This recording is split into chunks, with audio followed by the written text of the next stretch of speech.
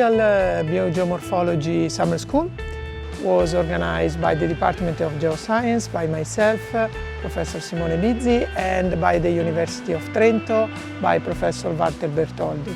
It's a joint initiative also funded by APRIN, Green River project that we are coordinating together with Walter, and it's about to study how vegetation interact with fluvial process, especially fluvial geomorphic processes. And we are a bunch of students and professors from France, Spain and UK that are international leaders on studying how vegetation develop and interact with the fluvial geomorphic processes.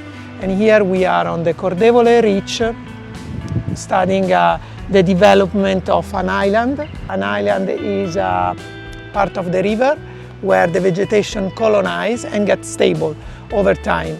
And it's stable for small floods and for large floods or multiple floods that can be moved.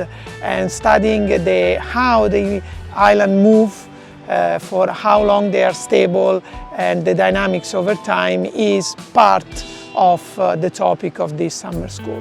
The Fluvial Biogeomorphology Summer School was also funded by the Project of Excellence, of which the Department of Geoscience was awarded.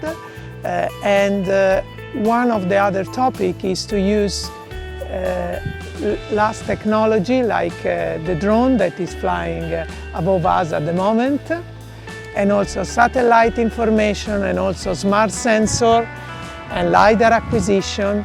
So all the state-of-art technology that are available nowadays to characterize and to monitor how river dynamics interact with vegetation. As Simone told us before, the idea of this summer school came from a project financed by the Ministry of Research under the PNR REPRIN scheme. This project is called Green Rivers. And here we want to study to see how vegetation interacts with fluvial geomorphology.